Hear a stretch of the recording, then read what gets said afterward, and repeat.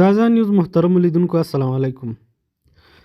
د افغانستان اسلامي امارت د واکمن کېدو څخه وروسته د افغانستان اسلامي امارت د ریاست الوزرا اقتصادي مرستیال ملا عبدالغني برادر د هیواد د اقتصاد د بیا رغولو لپاره داسې هڅې کړې دي چې مثال یې نشته ده.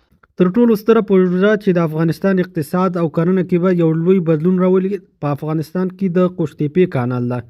د قوشتېپې کانال کې په مستقیم او غیر مستقیم ډول او په غیر مستقیم ډول به تر لکونو انسانان پکې مصروفوي. څو ورځې وړاندې د افغانستان اسلامي امارت د ریاست الوزرا اقتصادي مرستیال پاکستان ته د ستر بهیدونکي سیند کونړ سیند څخه لیدنه وکړه. شاید له قوشتېپې کانال څخه به وروسته ډیره ستره پروژه چې اسلامي امارت یې پلي کوي هغه د کونړ سیند د اوبو مهار کول دي. د ملا عبدالغني برادر لخوا د کونړ د سیند لیدنه افغانانو هیلې یو ځل بیا را ژوندي کړي دي. که چیرې د کونړ سیند اوبه مهار شي او په داخل کې یې استعمال شي د برېښنا له ډیمو څخه نیولې تر کرنې پورې به د افغانستان اقتصادي وده کې ډیره ستره ونډه ولوبوي. په دې لیدنه کې د ملا عبدالغني برادر سره نور لوړپوړي چارواکي هم شتون درلود. د ریاست الوزرا اقتصادي مرستیال ملا عبدالغني برادر سکرتر پر خپل ټویټر پاڼه لیکلي دي: د ریاست الوزرا اقتصادي مرستیال محترم الحاج ملا عبدالغني برادر اخوند نن ورځ کونړ ولایت ته سفر وکړ. په دې سفر کې له محترم ملا صاحب سره د اطلاعات و فرهنګ وزارت سرپرست خیر الله خیرخوا، د کورنیو چارو وزارت مرستیال محترم صدر ابراهیم، د کورنیو چارو وزارت له نشهیي توکو سره د مبارزې معین ملا عبدالحق همکار او یو شمېر نورو مسؤلین ملګري وو. محترم ملا صاحب د ګډ پلاوي ننګرهار ولایتي مسؤلینو په عملتیا د کونړ سیند د ناکامورا له جوړو شویو کانالونو او یو شمېر نورو پروژو څخه لیدنه وکړه او مسؤلینو ته د چارې د لا ښه والي په موخه لازمې سپارښتنې وکړې. د محترم ملا صاحب له کونړ سیند څخه لیدنې ترڅنګ د ناکامورا په هڅو جوړ شوي کانالونه حیاتي وبلل او د رامنځته شویو نوښتونو له امله یې د مسؤلینو د هڅو قدردانۍ وکړ.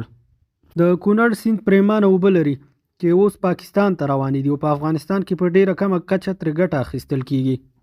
ناکامورا د افغانستان ختیځ ننګرهار ولایت کې سترې پروژې پلي کړې وې. دغه واړه کانالونه چې د ناکامورا لخوا د کونړ سیند څخه رابیل شوي وو د ننګرهار ولایت په خیوي او نورو لنډ ولسوالیو کې زرګونه هکتاره ځمکه تر خړوبولو لاندې راوستلې ده.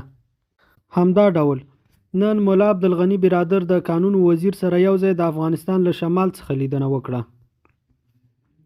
د ریاست الوزرا اقتصادي مرستیال ملا عبدالغني برادر اخوند او د قانون او پترولیم سرپرست وزیر شهاب الدین دلاور بلخ ولایت ته سفر وکړ. دوی په دې ولایت کې د سرپل، سمنګان او بلخ له والیانو سره او د جوزجان له مرستیال والي سره کتنه وکړه. په یادو ولایتونو کې د قانون له رئیسانو 209 الفتح قل اردو له مسؤل سره په لیدنه کې د قانونو د راایستل لیږد او قرارداد د تطبیق په برخه کې د روڼتیا په ځانګړي ډول د ډبرو سکرو د پروسې د چټکتیا، شفافیت او فني توګه د راایستلو په اړه لازمې سپارښتنې ورته وکړي.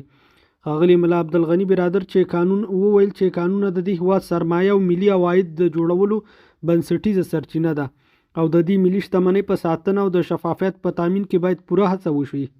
د غراض امنیتي مسؤلینو ته سپارښتنه وکړه چې د اړوندو ولایتونو کې د کورنیو او بهرنیو قراردادیانو امنیت ته پوره توجه وکړي او هیڅوک پرې نږدي چې د هیواد د راپورته کېدلو لپاره هلې ځلې اخلال او له منځه یوسي. د افغانستان د اقتصاد لپاره د ملا عبدالغني برادر هڅې نه ستړي کېدونکې هڅې دي.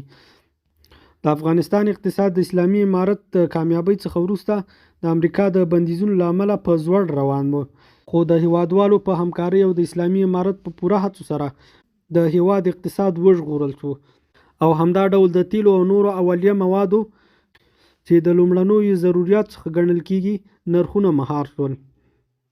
له دې څخه وړاندې داسې فکر کېده چې د اسلامي امارت په راتګ سره به د افغانیو ارزښت ډیر ولویږي چې له امله به افغانان له ګڼو ستونزو سره مخامخ شي. خو بالمقابل نن د افغانیو ارزښت وساتل شو او هغه حدس او ګمان چې موجود و چې ګنې یو ځل بیا به افغانۍ لکه څنګه چې په تیره دوره کې بې خونده وي هماغه حد ته ورسیږي. خو د دې ټولو تحلیلونو برعکس افغانۍ ثبات ته ورسېدله. همدا ډول د افغانستان صادرات د تیر په پرتله په پراخه کچه زیات شوي دي. د اذان نیوز محترمو لیدونکو مننه چې تر دې دمه وئ را سره.